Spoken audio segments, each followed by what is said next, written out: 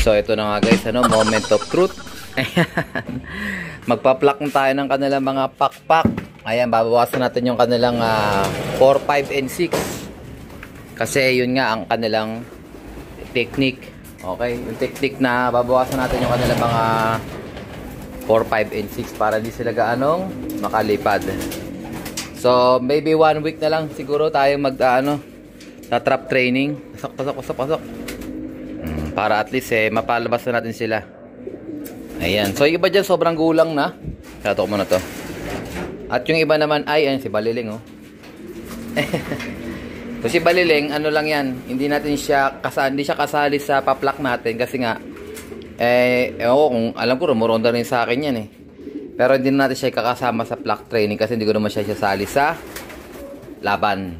Ayan. So pang immunity lang natin yan. So yung ibang ibon natin yan, plak na lahat yan, lahat ng mga panglaban natin. Okay, maliban lang doon kay ayan, dami nila guys oh. Ayan. So na-sold na natin yung iba, yung mga reserve natin. Pero meron pa natira doon kung gusto nyo mag-avail, PM lang. So ito, pa-pluck natin sila, mapakita ko sa inyo pagkatapos. Dito ko ilalagay lahat ng na-pluck natin ng mga balahibo nila. Hindi natin mapupuno din to. Let's go! Busog na busog sila oh, tataba oh. So yun nga guys, ayan, natapos na natin yung bulot session natin. Yan, sandamukal yan guys, sobrang dami yan. So halos lahat ng ibon natin na hindi pa tuturuan, tinanggalan ko ng pakpak 4, 5, 6 o kaya 4, 5, 7 depending sa kanilang mga sitwasyon. So eto, mga ibon natin dati yan, nakauwi lang, mga latecomers. Yan. So hindi ko na sila bubunutan kasi nga batcher naman sila sa atin. So yan oh, ito pinakawaling umuwi sa atin oh. CSW banded. Ito yung ating Santa Ana, dalawa yan eh. Tsaka ito Santa Ana. Hindi, may sensor yung isa, ayun. Yan. So yung iba dyan, mga latecomers, di na mabot ng derby. So ito yung ating mga ibon guys, sandamukal. Yan sila oh. Ayan oh. So tatlong palapag yan. So back to normal na sila ulit. Ayan. Kumbaga sa nag-uunahan sila dito oh. Ayan. Mamamatay ka dyan, sige ka. Ayan sila guys. So nakakalipad-lipad pa rin naman sila. Itong ganda nito. Ayan. Mga naka 2K banded to. May mga unang breed namin mga 2K banded. So sana kayanin nilang pagsubok. Huwag sila mag-overfly. Sobrang haba na ng mga pakpak nila. Ayan o. Mapapansin nyo medyo hirap silang lumipad. Pero nakakalipad pa rin naman. So at least 2 weeks o 1 week pwede natin silang palabasin guys. Sana wag silang magpunta sa baba. Kasi pipitik at pipitik yan. At yun nga, ayan, susubok silang lumipad-lipad. So i-open loop ko lang yan. Pag tinanggal ko yung takip, hindi ko na sila papabayaan. Hindi ko na sila bubugayin palabas. Hayaan ko na sila lumabas. Ito sila, ang ganda oh. Kumbaga walang pilitan kung kailan nila gusto lumabas. Ayan. Pero pagdating ng panahon, pagdating ng malaki na yung kanilang pakpak sa gitna, mga kumalahati na, ayan, pupersahin ko na silang lumabas. Tutulak ko na sila palabas. Okay, update ko kayo sa sunod guys. Let's go! So ito guys, magwawalay tayo ulit ng ating mga young birds. Ito, dala ko yung ating record book. So isa-isay natin yung mga pwede nang iwalay dito. Tingin ko ito pwede na to, sila Alphonse. O yan, para mabaksinan na natin sila. Tsaka ito. Ayan. Ewan ko rito, maliit pa. Ito maliit pa. Ito siguro yung dalawa pwede na rin yan. Ayan o. Ayan o, maliit. Malaki na yan, pwede na yan. Ito dalawa. Ayan o. Manang-mana sa tatay niya. Meron ding may balahibo. Ayan tatay niya, may balahibo rin o. Sa dibdib. So 2, 4, 5, 6, 7. Dun sa loob, tingnan natin guys. Ito natin ha. Ito meron dalawa rito. Bali 7, 8, 9. Ewan ko pwede na to. Pwede na rin siguro to. 10, 11. Ito dalawa rin din. 12, 13. Asa sa taas maliliit pa to. So bali 13 pieces guys yung iwawalay natin. Yung nandun si Black Eagle medyo maliit pa rin. So 13 lang guys iwawalay natin ngayon. Unahin ko muna yung mga nandito sa loob. Tapos yung mga yan, stop breeding na tayo. Kumbaga, bibiyakan na natin sila para may condition natin sila sa susunod na breeding naman. Okay? Let's go! Bakbakan na! So, ayun na nga guys, nawalay na natin yung mga birdies natin. So, ito yung mga ibon nating nawalay kahapon. Ayan sila. Ito mga checkered. Oh. Checkered. Ayan. So, babaksin na natin sila ngayon, mga tropa. Ito naman yung mga blue bar. Tsaka yung si Opal. Andyan na rin siya. Ayan si Puyo. Andyan din si Puyo. So, papakita ko sa inyo ngayon kung paano tayo magbaksin sa mga hindi pa marunong magbaksin. Ayan. So, gamit natin yung ating 4-in-1. Ito. Naka-ready na yung ating 1 ml o 1 cc na syringe. So, ang discard rito guys, pagka ito ay naitusok na sa ibon, discarded na to, kumbaga tapon na. Hindi na pwedeng itusok ulit sa vaccine dahil makakontaminate yung ating vaccine. So, yung ating vaccine, ayan, 4-in-1 vaccine. Ayan, for paramyxo, adeno, coryza, bronchitis. Ayan, direction, 0.5 ml per pigeon, inject subcutaneously at the loose skin on the upper right side of the neck near the shoulder. So ito papakita ko sa inyo yung location nila.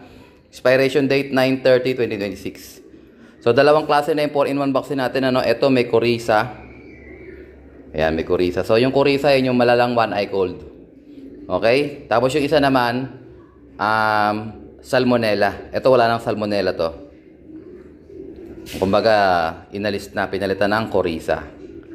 Okay, pangontra yan sa paramyxo, baliling, adeno, yung nagtatain ng kulay green, namamatay. Coryza yung parang one eye cold na malala. Tsaka yung bronchitis, yung mga sinisipon-sipon. O yung parang hinahalak-halak. Okay, tara. Pakita ko sa inyo. Ito guys, kasalukuyan isang niloload yung mga vaccine dito. Ayan. So, ito, ibig sabihin, 1 ml siya ang laban. So, bawat ibon is 0.5. Dalawang ibon lang ang maglalagyan nitong ating syringe. So, kada dalawang ibon, tapon na itong ating syringe. Huwag nyo tipirin kasi sayang yung vaccine, mahal yung vaccine. Okay? So, pag napuno na yan, malapit na. Pwede natin itusok sa ating mga ibon. Kukunin ko si Opal guys, siya ang unahin nating sa sample sa inyo. So, gaano ba katanda yung ibon natin? So, ito, pansinin nyo, maliit pa siya. Ayan. Hindi pa siya ganong kumakain. Ayan, wala pa siyang kinain. Sinusunalin natin siya kagahapon. May kinain siya konting-konti lang. So, okay, matakot dyan guys. Kasi pag nagutom talaga yan, kasutuka na yan. Ayan. So, okay naman yung katawan niya. Huwag kayo magbabaksin ng reject na ibon. Kunyari, reject siya. Ay, huwag nyo na siyang baksinan. Kal na kagad. Pero, siyempre, sa lahat, di naman nagkakal. Ay, kayo nang bahala. Ayan. So, ito guys, tinan nyo yung kanyang balahibo. Ayan, hindi pa siya fully matured. So, nasa around 22 to 23 days pa lang tong ibon na to. Ayan, pero babaksinan natin siya kasi winalay na natin siya. So, nagwawalay ako, ganyan, 22, 23 hanggang 30 days. Tapos, pagkawalay, babaksinan natin siya. So, dito guys, according dun sa ating vaccine, upper right shoulder. So, dito sa portion na to, dito natin siya babaksinan. Ayan, makikita nyo dyan, meron siyang pocket skin kung tawagin. Yan o. So, lahat ng kalapati meron yan sa bandang shoulder, upper right. Kaya dyan nakalagay, dyan naka-instruct na babaksinan yung mga ibon natin. So, papakita ko sa inyo. Yan. Dyan siya. Lahat ng ibon meron yan. So, mas makakatulong sa inyo, sprayan nyo ng alcohol to, itong portion na to para mabasa. Para mas madali siyang makita yung pocket skin. Eh ako kasi medyo sanay na rin ako dito, kaya okay lang din. Hanapin na lang natin siya. Ayan guys, nakikita niyo yan, walang laman, walang kahit ano. Ayan o. So, pocket skin ang tawag dyan. So, dyan natin siya tutusukan. So, siyempre sa mga hindi pa masyadong sanay, medyo magkakabawas-bawas yung balahibo ng ibon nyo. Ayan o. So, huwag nyo lang masyadong higpitan. Pero depende pa rin niya sa ibon kung masyado siyang malikot. Okay? So, dyan ko na siya babaksinan guys. Hahawiin ko lang yan. Yan. So, ayan guys, Ayan. Medyo, yan. So, yung pinakakarayom natin, paslant lang pag ganyan. Yan, Yan. Tinan nyo, Hindi tatusok sa kanyang katawan. Sa balat lang. Yan. Oops, teka lang. Yan, So, itaas-taas nyo. Pag napansin nyo walang tatamaan laman, yan, pwede nyo turok sagad. Kalahati lang guys, kalahati lang ng syringe, pwede nyo nang lagyan yan. 0.5. Ito medyo tricky to guys pag hindi kayo sanay. Nakikita nyo yung kulay puti, yan na yung vaccine na sa loob ng balat. Yan, so dahan-dahan lang guys. Tansyahin nyo lang yung masyadong mapipipi yung ibon, pero kailangan medyo madiin yan kasi papalagyan. Yan, pag nabot nyo na yung 0.5, ipitin nyo ganyan, tapos ganun, tanggalin nyo. Tapos yung pinaka-vaccine guys, ilagay nyo sa yelo. Yan, parang ganito guys, ano. Yan. So mamassage ko lang tong ating ibon. So habang minamassage, papakita ko rin sa inyo tong ating setup. Ayan, yan yung yelo. At ito yung ating syringe. Ganyan siya. So dalawang ibon lang kada isang syringe. So yung ibon ko, yan, minamassage ko siya. So sa tagal ko nang gumagamit ng 4-in-1 vaccine, may mga pagkakataon na namumuo yung vaccine sa balikat niya. So hindi naman yun problema. Hindi naman siya nagsusugat. Ang nangyayari lang, namumuo. Tapos ang gagawin nyo lang doon, bubutasin nyo lang yung balat, hiwain nyo ng blade, tapos yung pinaka-vaccine na namuo, tatanggalin nyo. Pwede nyo tahiin, pwede na rin hindi. Ang ibig sabihin lang noon, hindi tinanggap ng ibon yung vaccine. So malit na porsyento lang nangyayari yun, pero nangyayari pa rin siya. So depende na lang sa ibon nyo kung paano niya tanggapin yung vaccine. So matagalan nyo guys, at least 30 seconds to 1 minute yung pagmamassage nyo para talagang ma-absorb ng balat ng ibon. Ayan. So ganun lang guys, ano? Sa tingin ko sa tagal kong gumagamit ito, wala namang namatay na ibon sa akin. Ayan, basta tama lang yung procedure. Sa balat lang, wala sa laman. Ayan. Ito si Opal guys. Ayan na siya. Oh. Ayan siya. Oh, tumae guys. So hindi pa yan kumakain guys. Wala pa siyang kain sa butsi niya. So kahapon ko sila binalay. At ngayon ay binaksin na natin sila. Okay, good luck sa lahat. Available sa Alarconlop yung 4-in-1 vaccine. Ito, lilipad to sa Bataan. Let's go! So yun nga guys, ano, good news. May mga umuwi pa tayong ibon. Kitang kita sa CCTV. So effective yung ating CCTV guys. Nagpatoka na ako kanina. Pero papatoka tayo ulit. Tingnan natin kung sino ba kami natagdagan pa tayo.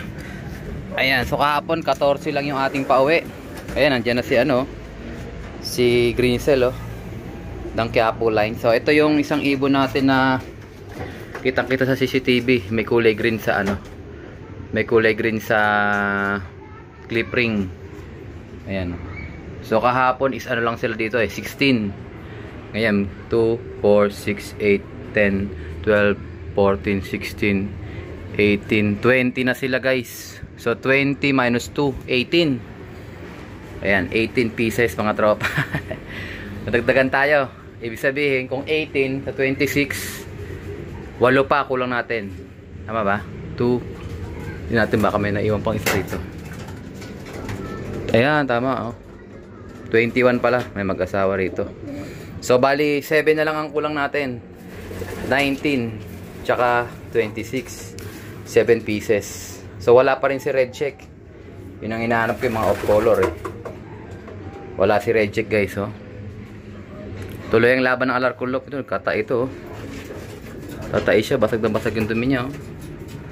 So ayan, taing-tai siya guys, taing-tai. Tingnan nyo sa bawang sabaw, oh. Grabe, oh. Sa iba naman, wala namang ganun. Ito medyo basag din. So bibigyan ko sila ng ano, ng ito. Ito yung mga gamot natin, oh. Herbiotics Light and Recovery Capsule. So sana makuha natin sa Herbiotics yan. Dalawa yung bibigyan ko. Yung iba naman, buo naman yung mga droppings nila eh, oh. So yung nandito, yung black check yun. Ito. Tsaka yung isa, yung checkered naman na naka double band. So sana mag-uwian pa yung ating 7. Grabe na, ismas na naman. Wala tayong kawala sa smash guys. Nagpahinga na nga tayo. Kala natin makakaligtas tayo sa smash. Na-smash pa rin. Ayan. So hindi ko muna sila paiikutin ngayon.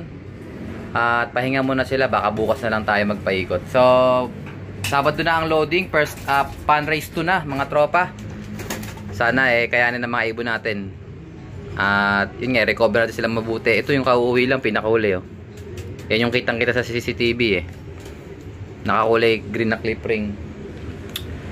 Ayan. So bali 21 na lang sila. Kasama yung dalawang bagong dating. Pero hindi natin ilalaban yung ano. Ito si HPA banded. Hindi ko yan ilalaban. Baka Susunod na lang yan. Pero tingnan natin. Kasi medyo malayo ng talon eh. Tarlac na rin yung huli yatang Tarlac eh. Malayo-layo na yun guys. Pero norte rin ang bitaw nito kasi norte dito siya umuwi. Pag dito umuwi, ibig sabihin norte ang bitaw. North lobe to eh. Ito, bigyan natin ito ng herbiotics. Okay guys, mamaya ulit. Let's go! So ito nga guys, mga tropa. Pan race ko na mamaya. Ito. Kakatapos ko lang silang pakainin. Ayan, sobra-sobra na yung kanilang patuka. Ayan o. Totobo nagmix lang tayo, tsaka plain water. Medyo basag-basag yung dumi pa rin ng isa.